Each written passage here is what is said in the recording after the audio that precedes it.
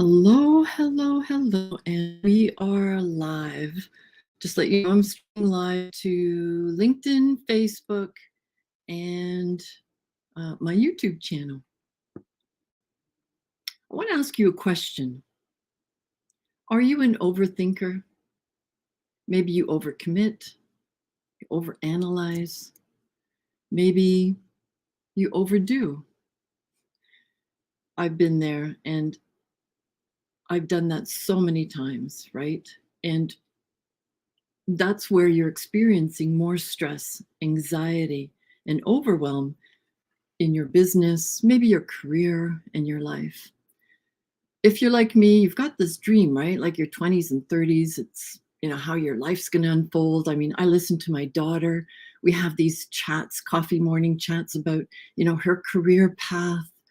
My son about starting a business, and then growing it. But we all, and I've been there and you've been there, right? We all want to enjoy life. We all want to travel. We want to have the home, the cars, the kids. And then what happens, right? The 40s, 50s, maybe you're experiencing that now in your 30s. Life, work, family, everything becomes more stressful. Maybe some of you are doing personal development because you know that in order to be successful in life, you have to be successful at who you are being, not necessarily what you do and what you have, but what you're being. And so you read all the books, you watch some YouTube videos, maybe you listen to podcasts, maybe you attend events and you're still experiencing stress. You're still overthinking. You're still overanalyzing, and you're still overcommitting.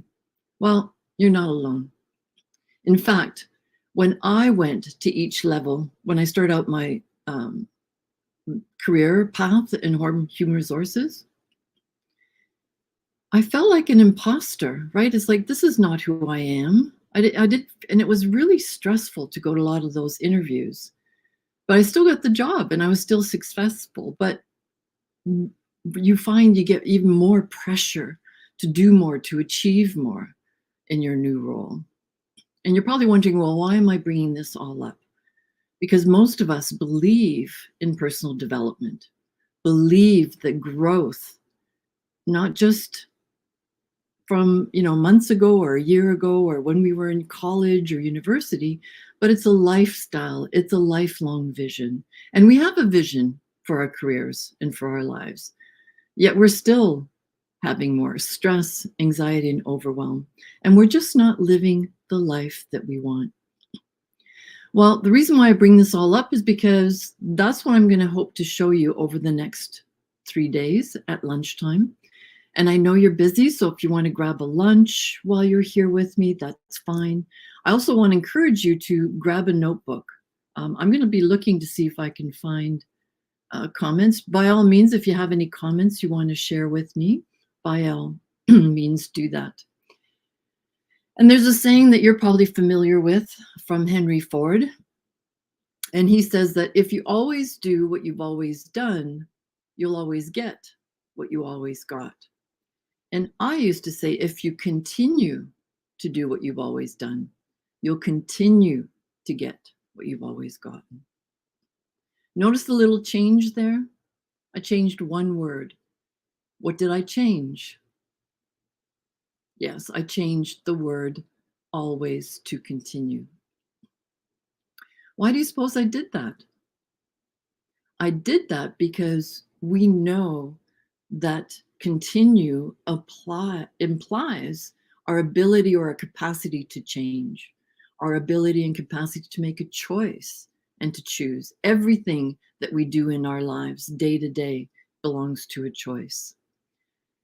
So I want to acknowledge you for showing up today, and we're going to talk about some area of your life, your career, or maybe your business where you want to master your mindset so that you can live the life that you love. Truth is, and it's really hard for me too. I mean, I'll share with you something that I did today. And I'm on this continuous path. I'm constantly learning and improving and doing things so that I can bring it to my clients as well. And the truth is, nobody really taught us how to change our life mindset, how to change our life circumstances. And really what I want to give you is lots of value over the next 3 days so that you can live a healthy and vibrant life well into your 30s, 40s, 50s, 60s, and beyond. The truth is we were told differently. I've been there, and I've worked with a lot of people like you. So before we continue, I just want to say, why are you here? Take a moment, grab a piece of paper and pen. I'm going to take a second here just to turn on my light here. I noticed I forgot to turn it on. Hang on. What do you hope to get out of our time together here over the next 3 days?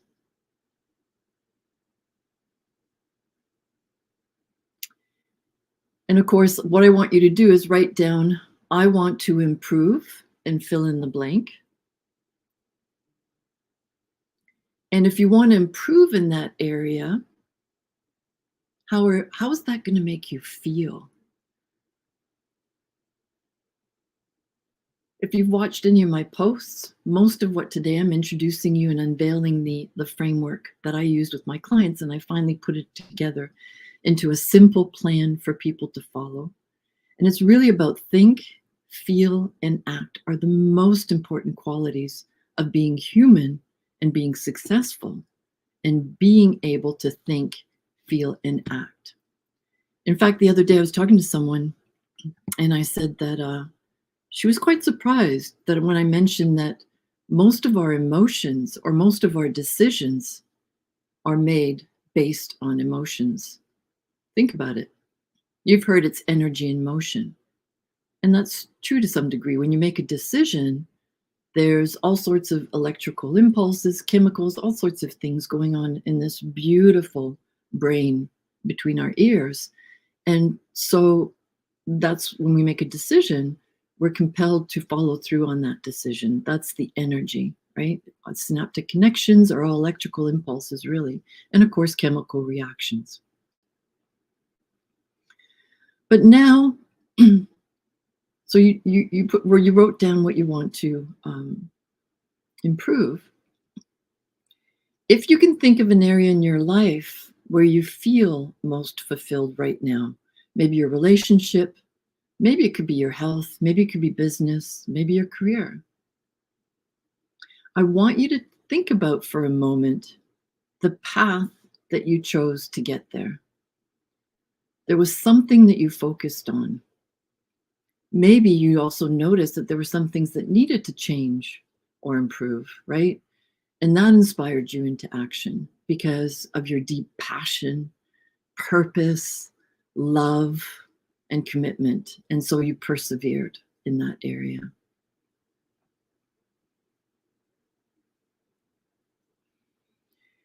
So this presentation for you, if you feel overwhelmed and maybe pressured by time and you want to learn how to take more decisive action to overcome procrastination with ease and flow and peace and calm, those are most of the reasons that my clients come to me. Some days you feel scattered, right? I know I've been there and I still do. Like this morning I was scattered, and I'll share that with you in a few moments. You don't know where to start.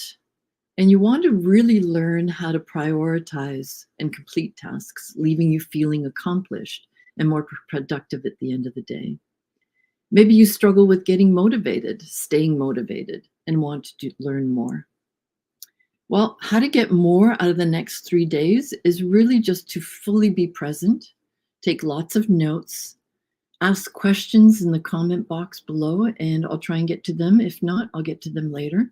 If you're watching this on the replay, just put #replay so I'll know that you're on the replay, and I'll come back and answer any questions that you might have. At the end of the 3rd day, there's going to be a free gift. So please, I'm going to recommend that you stay to the end. And any comments you want to make, please do so in the chat box. So what are we going to cover over the next 3 days is really the 5 big mistakes that we all make. And I've made them and sometimes still continue to make them. The 3-step formula or framework that really helps you increase your confidence and fulfillment. And then I'm going to share with you the secrets to unlocking your full potential. And with this, who have I been able to help? Well, I helped someone. She was a VP in HR. I helped her with her burnout because she thought it was COVID. And I helped her reduce the overwhelm and stress and anxiety. And I believe many people are there now post-COVID. And that helped her increase her revenue in her side hustle so that she could leave her corporate job. I helped an engineering professional stay focused on her goals so that she could land a new job. And her dream was to spend 3 months and live in 3 months and work remotely in Japan. She's been able to do that as well.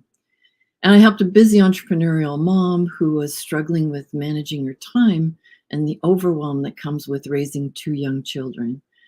She was surviving a war, realized her potential, and now she landed a nice, high-paying job in her career in a new country. And of course, she had to learn a new language.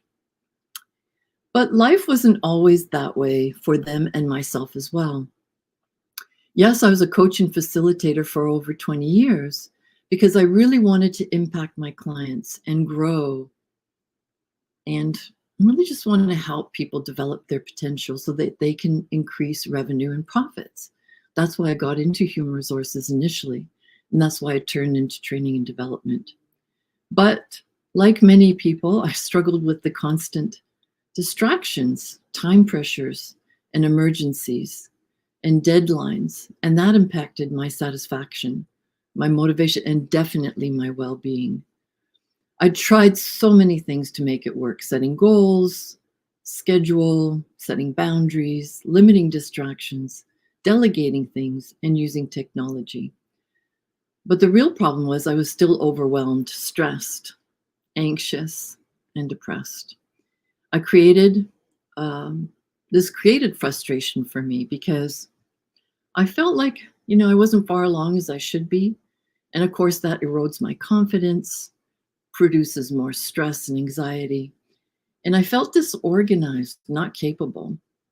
And so I would tend, and of course, I was in a loveless marriage, so that didn't help. My relationship was beyond repair. I thought I was beyond repair, but I learned that it wasn't necessarily a repair, and I'll explain that to you later. It's more of a looking at where I am currently and developing that new identity. It's looking at the model of the blueprint that I have now and changing that model and stepping into that new model. And of course, because I wasn't happy with so many things, I wanted to end my life. And the big mistakes that I've made, and many of us make, is we think that there's going to be another personal development book that we can get more information and insights on, maybe try different strategies and tools. And I did it on my own. Maybe if I just go to that next webinar, that next challenge, that next training or information session, don't get me wrong, I get a lot out of challenges. And that's what I'm hoping to give you a lot of value. Because when I've engaged with other people in their challenges, I decide to embark on their program because it's probably something that I've been looking for and just wasn't sure if it was going to be a good fit. So definitely attending a challenge like this one is a really great way for you to figure out, if this is really going to help me. I try to set another goal or a new process or system.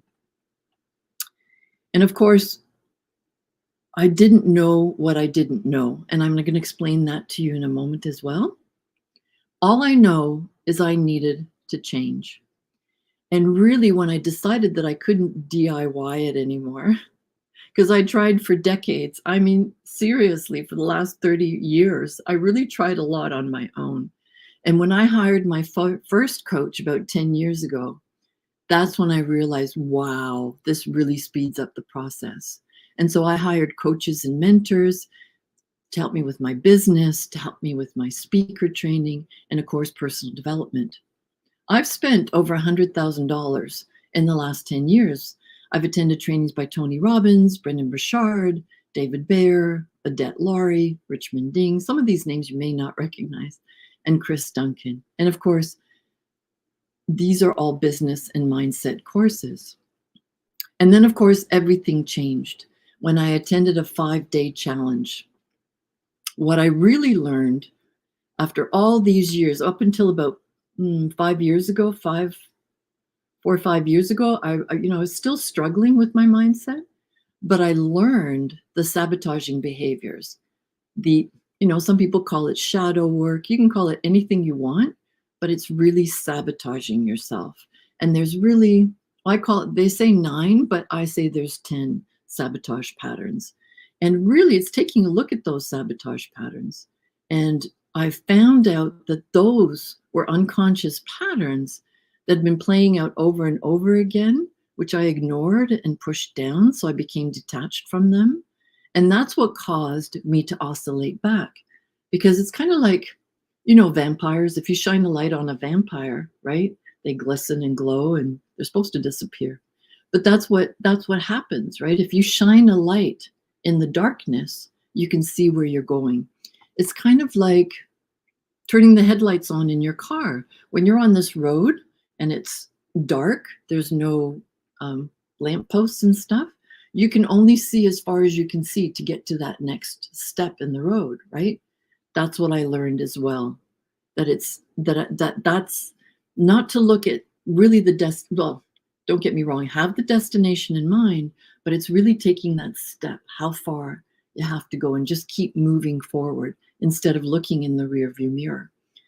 Someone once said that there's a reason why your windshield is as big as it is and your rearview mirror is as small as it is, right? Because you want to keep looking forward.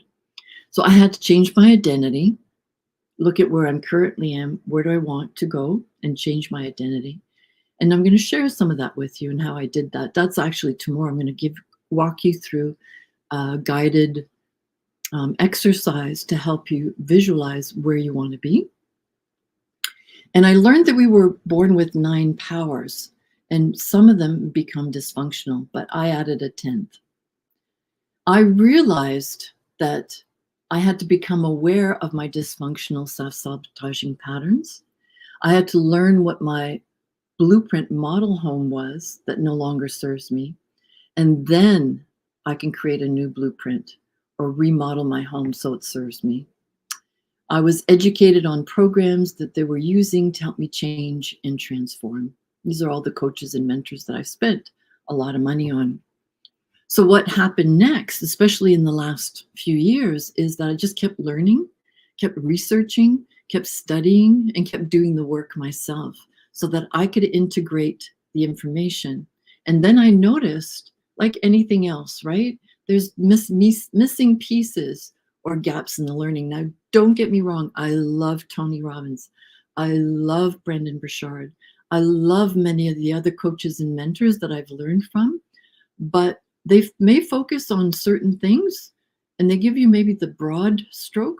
What I like to do is I found that there were gaps in how can I really zero in and do more laser work? So that's what I've done. Some tools worked, but some need a little extra or a little polishing. And some needed more information to fill in that missing piece or gap. And the missing pieces that I've learned really shortened the time, not only for myself, but a lot of the clients that I was working on so that they can change and transform. So really the success of this program that I'm going to introduce you to is really focusing on awareness, consciousness, and clarity. I created a program that fills in the gap from where I was and where my clients were to where they want to be. It's a simple formula.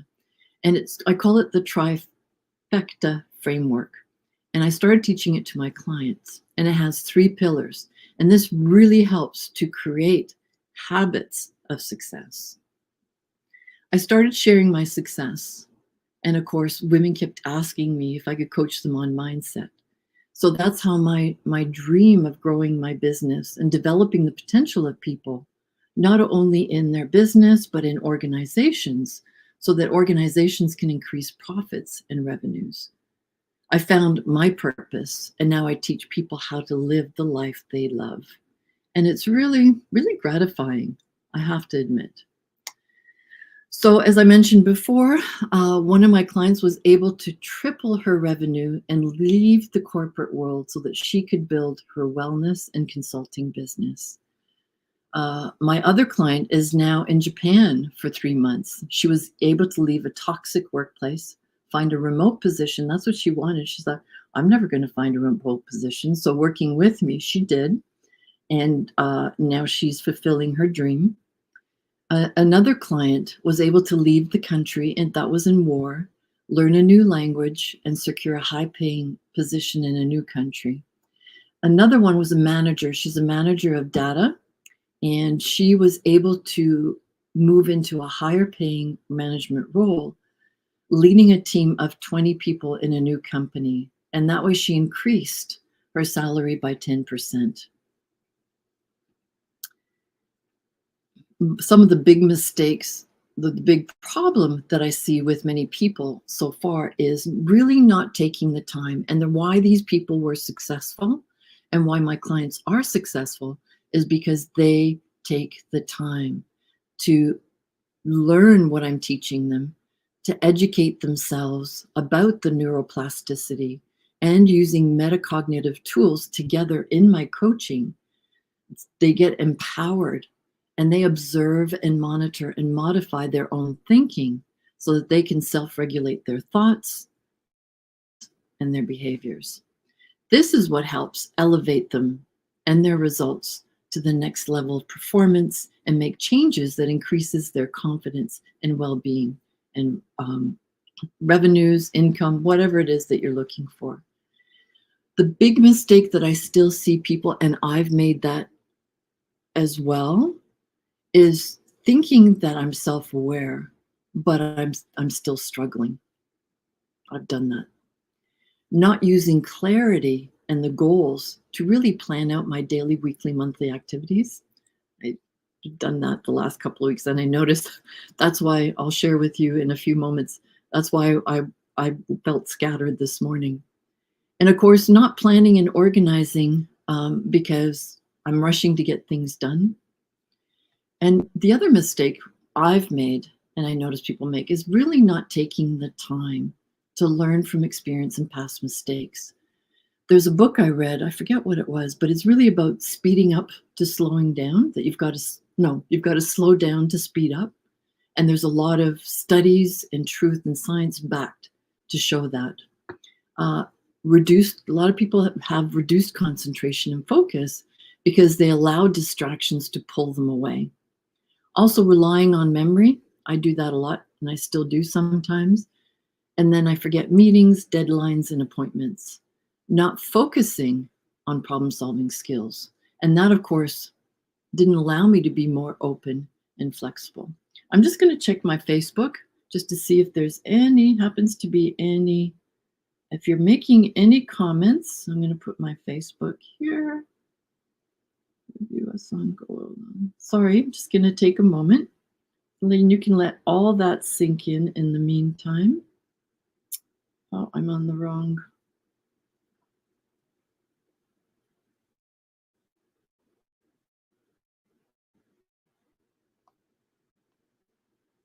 I'm going to see if there's.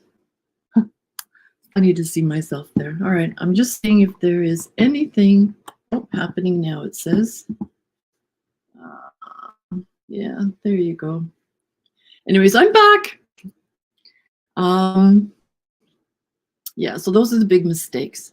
And so the solution that I came up with is what I call the Trifecta framework. If you've seen my blog, really, you've got to have all three, and you've got to be able to do all three together in order to make the changes.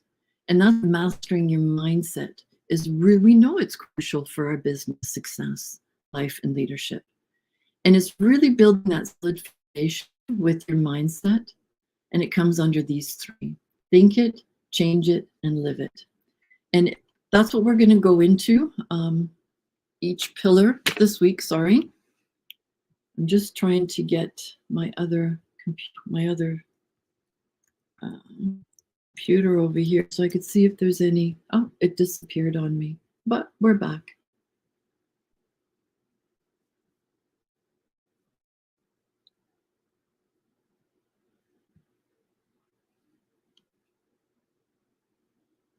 Okay.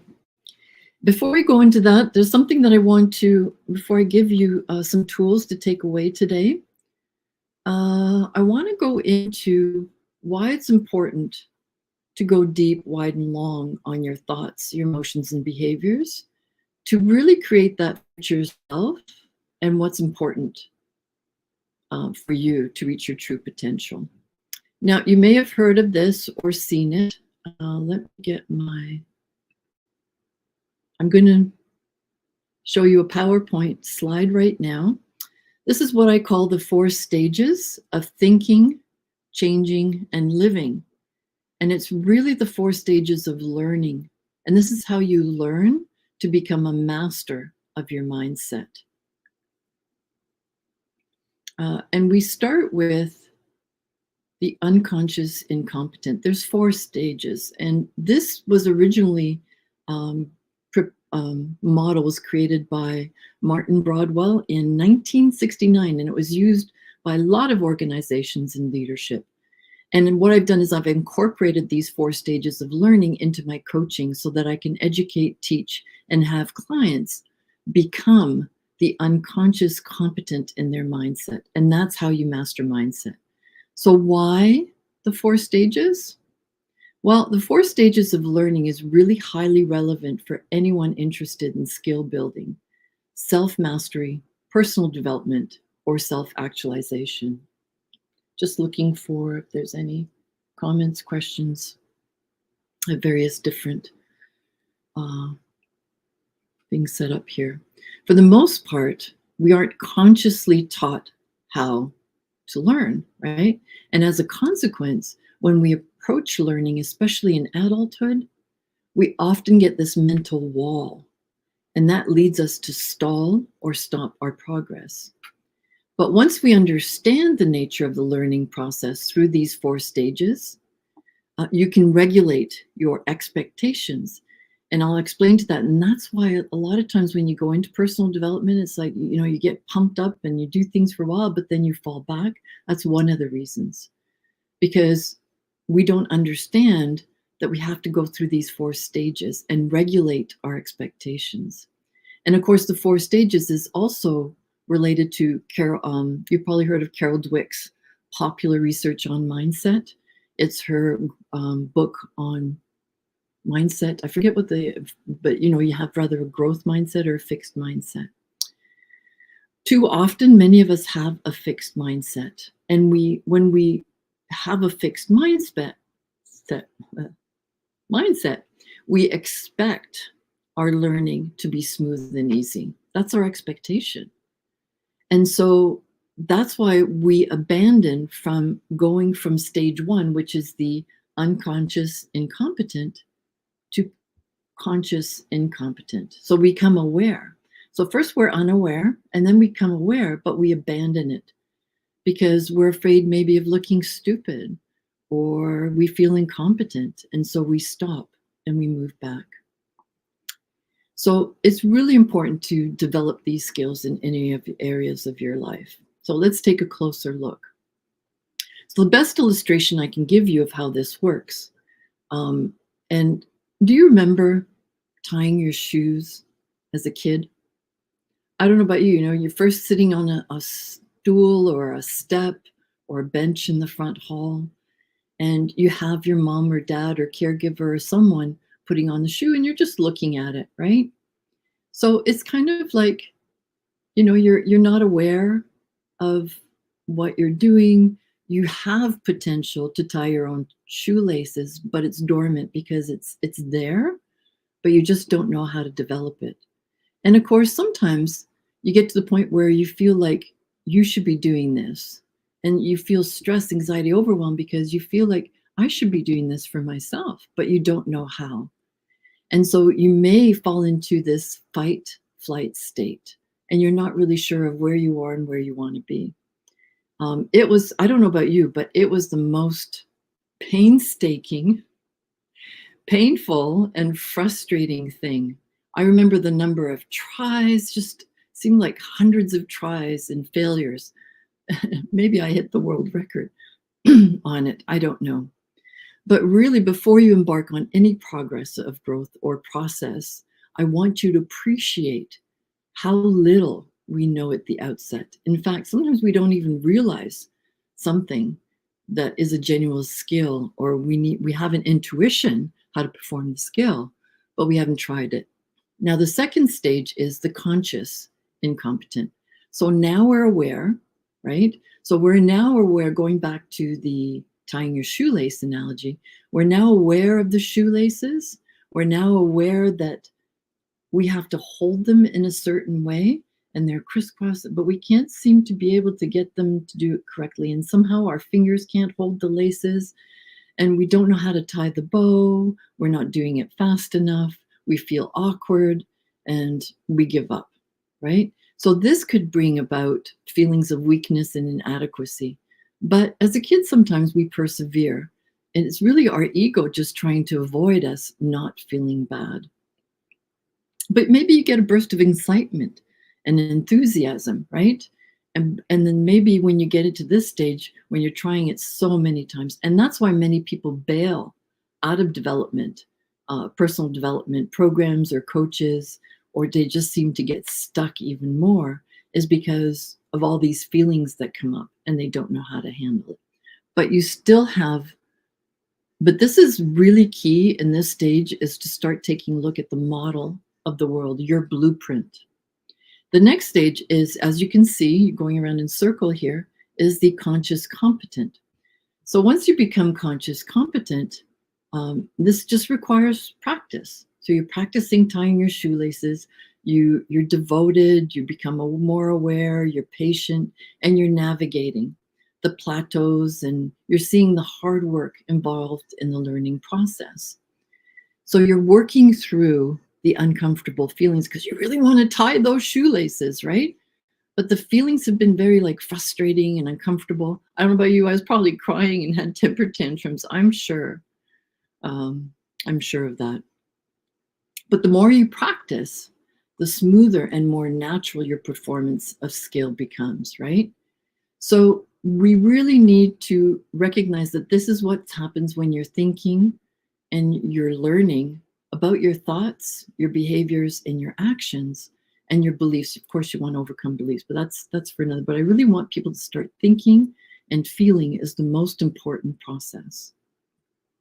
And then, of course, you've probably heard this term as well, the unconscious incompetent. And this is really where mastery comes into place. This is where magic occurs. It's the final stage of what we call alchemy, alchemical transformation, right? It's where you've probably heard the alchemists turning lead into gold. And this is the scientific background that I'm giving you, why you may have heard about alchemy. You hear about alchemists. Maybe there's some coaches out there that train in alchemy.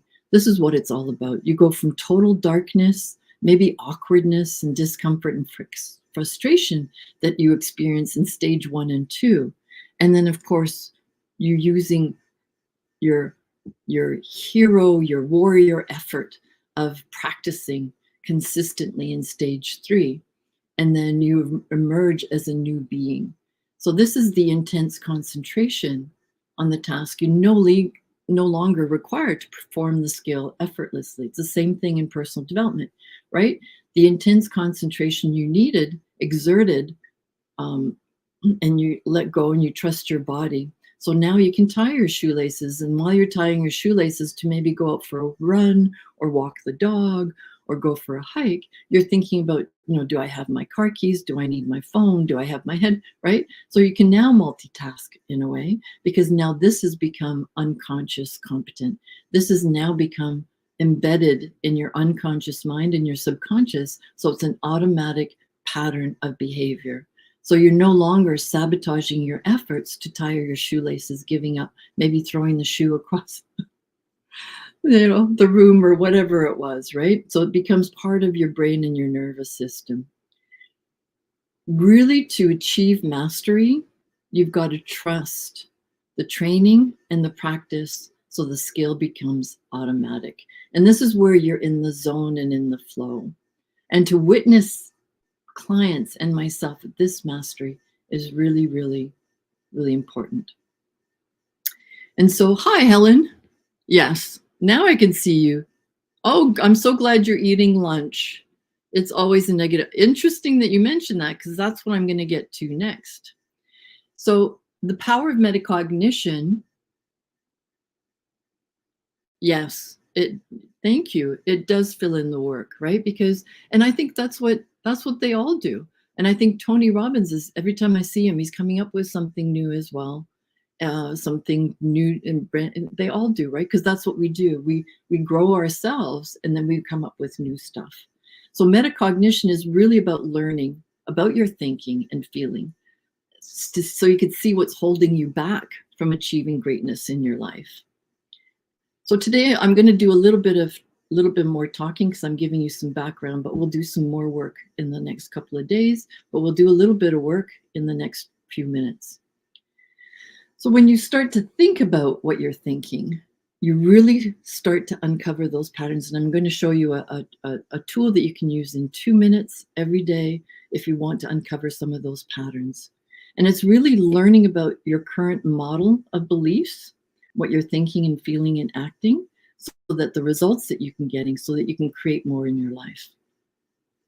So here we come to the first pillar, and it's think it. Now, under this pillar, there's going to be a lot of other different steps and procedures, but I only have time today to show you a method so that you can become aware of how you think, feel, and act.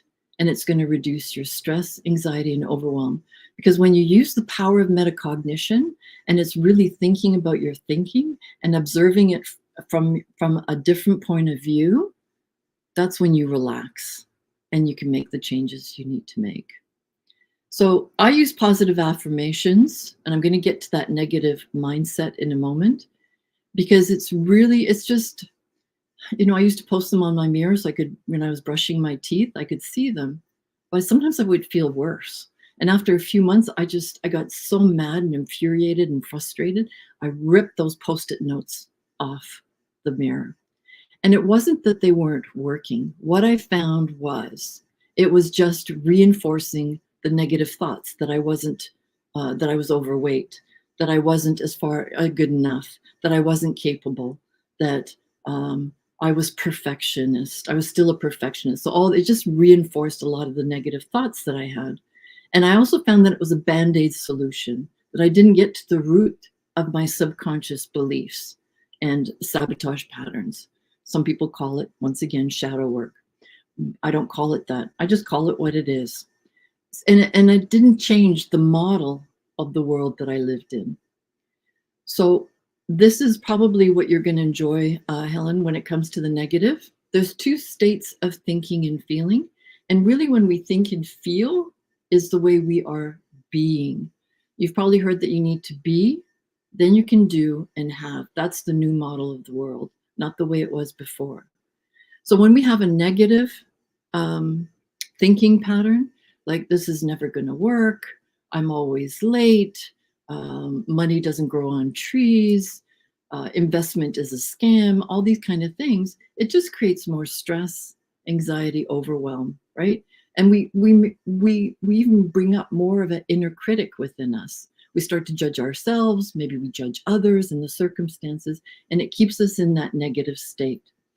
It's really mapped to the nervous system. So it's engaging the sympathetic nervous system. So that's why it's that fight-flight response. And that's why we find that adults spend 70% of their adulthood in this fight-flight response. Now, if you've ever noticed, when you're in a positive state, when you're calm and you're peaceful, you tend to be more creative. You attract success to you because you're being authentic, right? You're more happy, you're more confident in joy. And you're probably wondering, well, how can I notice that it's my thinking, my negative thinking, that's causing me to feel all these things? Well, I'm going to introduce you to what I call the warrior method. It's kind of like you have this battle. You could do this once you learn this method. That's why I said it only takes 2 minutes. It may take me a little longer today to explain it.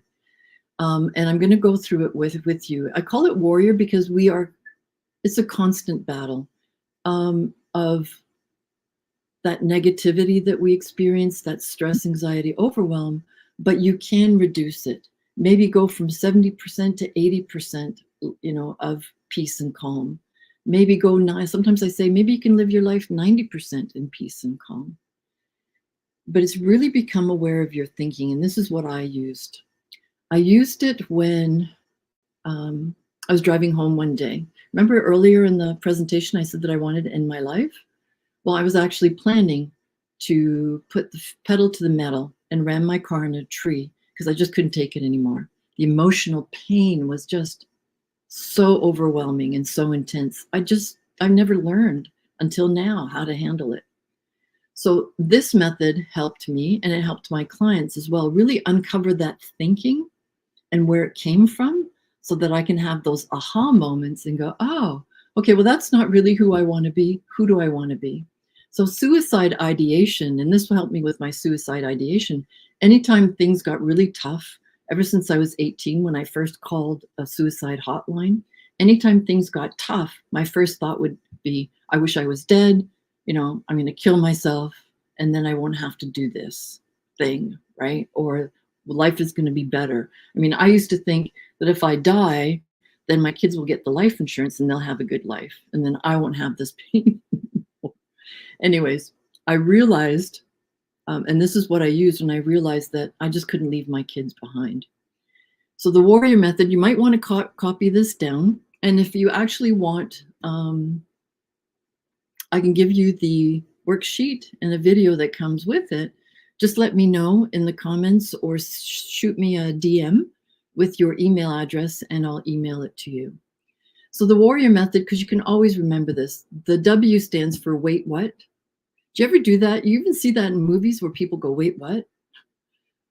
It's like you're having this conversation going on in your head. You ever been at a party where you're standing with the group or you're networking, right? And you're standing there listening to the conversation, but somehow your mind wanders off and you're listening to this next group of people that are beside you, right?